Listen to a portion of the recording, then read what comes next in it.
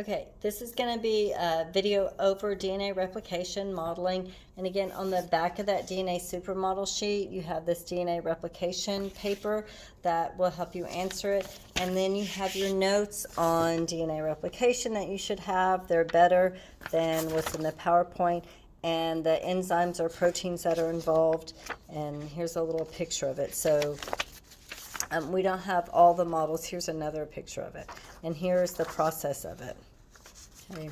So we don't have everything in the model, everything little thing in the model, but to the best of my ability, we will demonstrate. So for the I don't have the enzymes to model for you, but I can show, I'll be telling you what they are. Okay. So the first question is, well, why do we need to replicate our DNA?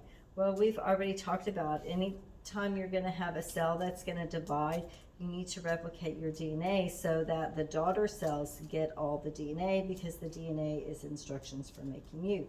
So before a cell division, whether it be mitosis or meiosis, you're going to have to replicate DNA. Okay? And so remember, mitosis occurs for growth, repair, and maintenance. Meiosis occurs for gamete production. Okay. So I've just separated the nucleotides. Now, these are striped color, not because they're different, but just so you can distinguish the old nucleotides from the new nucleotides. So what happens in DNA replication? I want to use this as a template to make 2 new DNA molecules. I'm starting out with 1, I'm going to end up with 2. This is my template. So there's an enzyme that comes in called helicase, and it breaks the hydrogen bonds between the DNA. So we're going to start and separate these and break the hydrogen bonds between the DNA.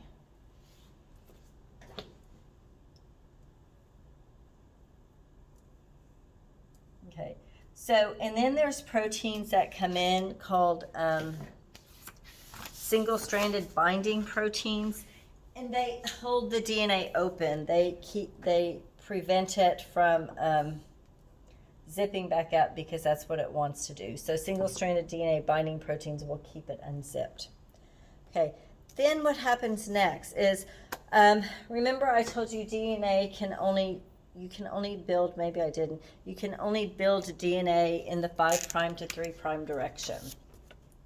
So 5' is phosphate, and 3' is sugar. So 5' to 3' direction. So the molecule I'm starting with has to have phosphate on top. So if I look at where I've started, this side has phosphate on top, so I cannot add another phosphate, another nucleotide, and it have phosphate on top. So this is going to be the strand. This is where I'm going to start.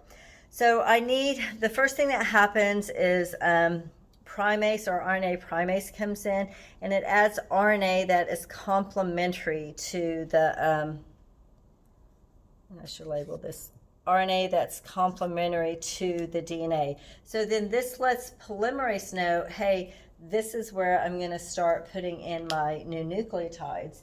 And so then it adds nucleotides. So it's attaching, because it only can attach to the 3' end, to that 3' end right here.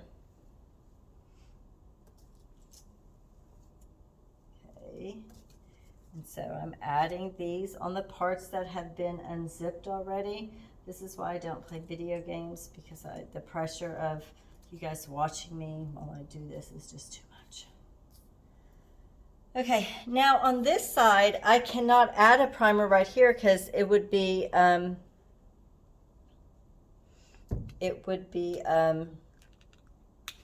facing the wrong direction, right? We can't add that way. So what happens is that a primer comes down here. Oops, I think I messed that up.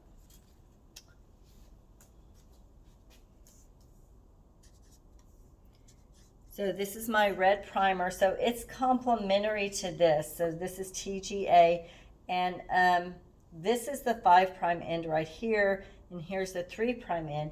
So now RNA polymerase, so this was RNA primase that put the primer down. Now RNA polymerase can come in, and it can add complementary nucleotides. But notice on this side, I'm building away from the replication fork. So where it's split is called the replication fork, and I'm building in the opposite direction, okay? But I had to build in the opposite direction because of that whole 5' to 3' thing, right? Okay, so I built that little section. So now the rest of our, so now DNA helicase comes and unzips the rest of our DNA. And single-strand binding proteins are holding it open. Well, on this side, which this side is going to be called the leading strand because it was being made in the direction that the DNA was being unzipped. So I can still come in and add complementary base pairs because I'm still adding to the sugar end. I'm still building 5' to 3'.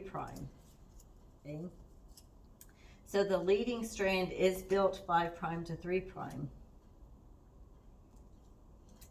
Now on the other side, now that we've exposed more because we built all that we can, so now we're going to have a, and I messed up on this because I forgot the way. Now we're going to have another primer come in that's complementary right here. And so now that we have the primer and we have a 3' end right here, now I can come in and I can add these nucleotides right here. Okay, well great. Well now it kind of looks finished except for these red things represent primers and we don't want primers in there.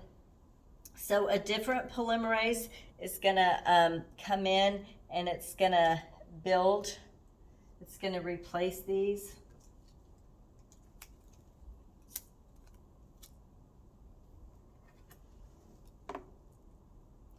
And then on this side, we're going to replace this, and it's going to, so now that there's stuff here, we can, if we could do complementary base pairing, we could build these complementary. And so now we replace this primer.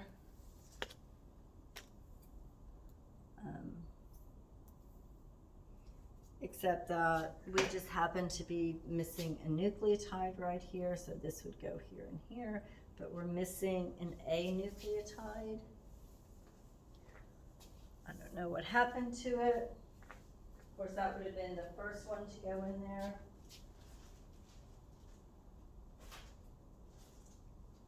So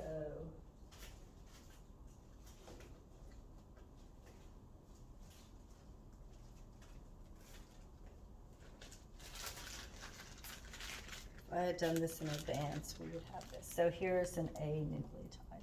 So now we have 2 DNA molecules. Then there's an enzyme, wherever we had that RNA primer, there's an enzyme called ligase that comes in and it seals this sugar phosphate backbone in all those places where we had the RNA primer. Okay.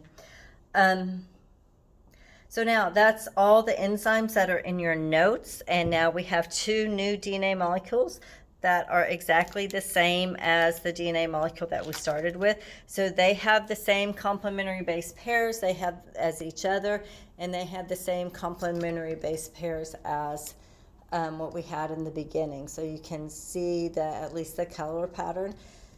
Now, we call this type of replication semi-conservative because each new DNA molecule was made of 1 strand of old DNA or old nucleotides and 1 strand of new nucleotides, and that's what makes it semi-conservative. And so remember, where we unzipped the DNA is called a replication fork, and we can add these new nucleotides in because of complementary base pairing, because A and T are complementary and C and G are complementary. So if we know one side, we can figure out the other side. And that is DNA replication.